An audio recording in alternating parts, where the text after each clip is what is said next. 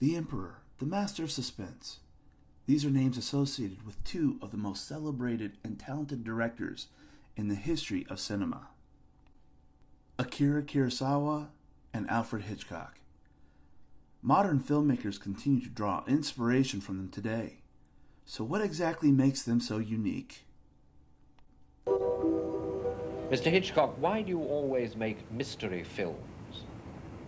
Well, life is a big mystery, isn't it? It always has been. I think people are intrigued by mystery to find out about things they don't know anything about. That's a mystery. Alfred Hitchcock's style may be traced all the way back to his childhood. Born in London, he struggled with being a sheltered child and not making many friends. He was also obese, something he would deal with his entire life. How does one describe drama? Drama is life with the dull bits cut out.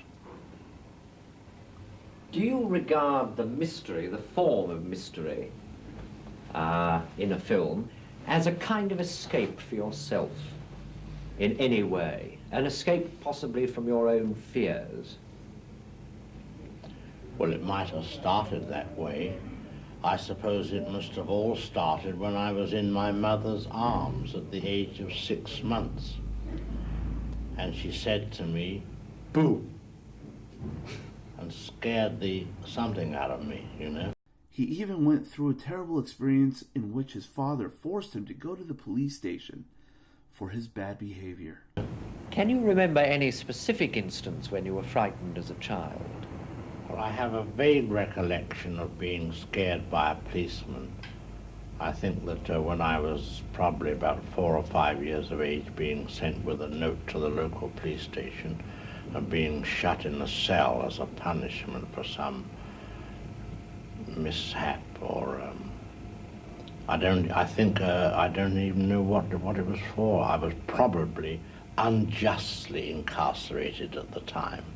But you see, the psychiatrist will always tell you, if you have a fear that is rooted in you and comes from something in your childhood, the moment you can go back to it and release it, all is well. It doesn't apply to me. I'm still scared of policemen. Would you say you were a very timid man? Utterly timid. I'm scared of everything. Is there one rule above all others which is indispensable to a director who wants to frighten an audience?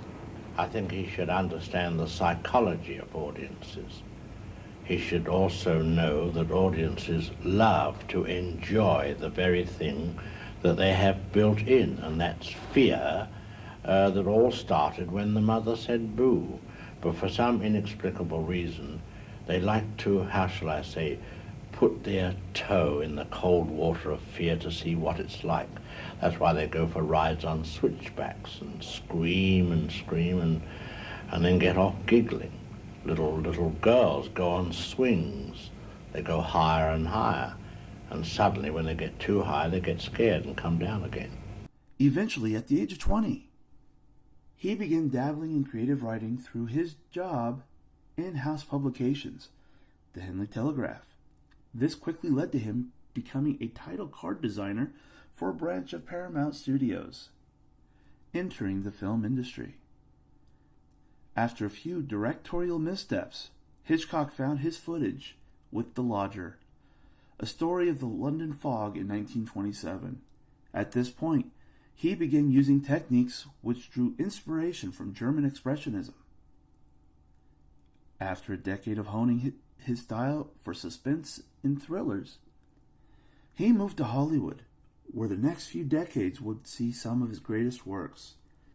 He had a unique ability to use an array of special effects and cinematic language to explore a character's psyche, using mundane settings to tell deeply psychological stories. He would often cite disturbing or unfortunate events in his past as inspiration for his films. 映画を作りたいんですよ、僕は。美しい映画を。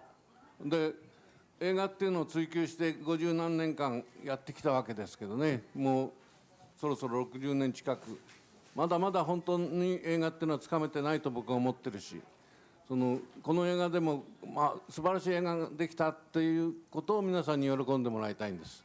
で、映画っての美しさをそれで満喫してもらいたいんです。Akira Kurasawa was born in 1910, about a decade after Hitchcock. Akira spent much of his youth with his brother, Hiego.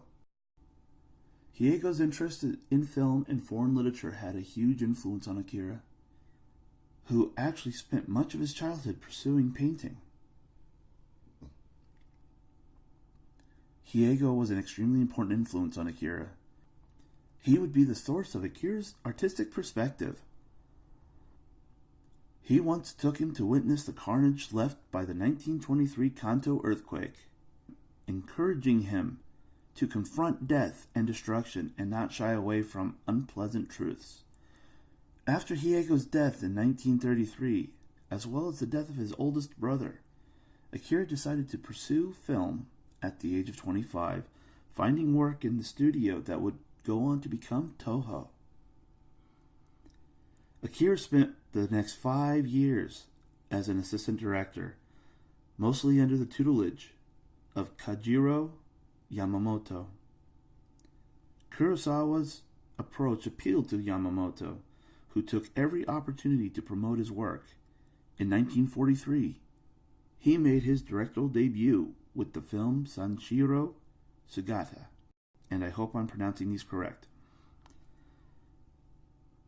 This would mark the beginning of his long career of film with gritty character-driven dramas.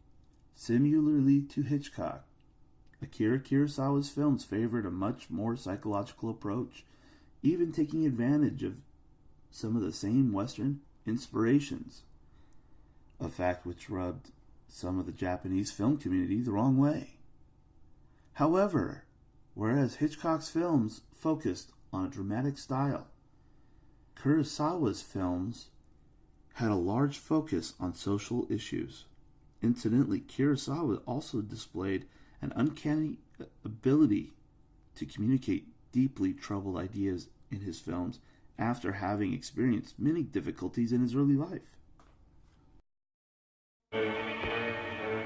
黒沢映画にはいくつかの特徴的な撮影方法が見られます。例えばパンフォーカス。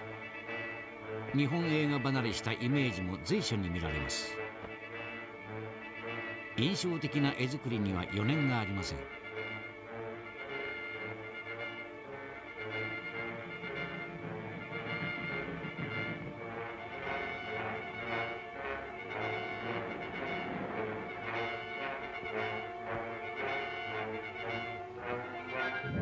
黒澤明はいくつもの撮影の革命を起こしました。森の中にカメラが入ることも1950年当時では珍しいことでした。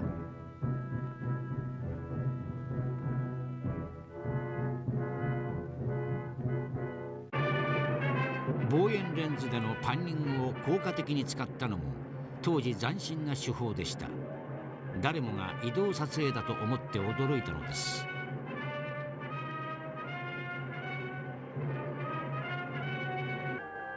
さらに太陽にカメラを向けるなど考えられないことでした。イメージの斬新さはもとより、カメラを太陽に向けるとフィルムが焼けてしまうと思われていたのです。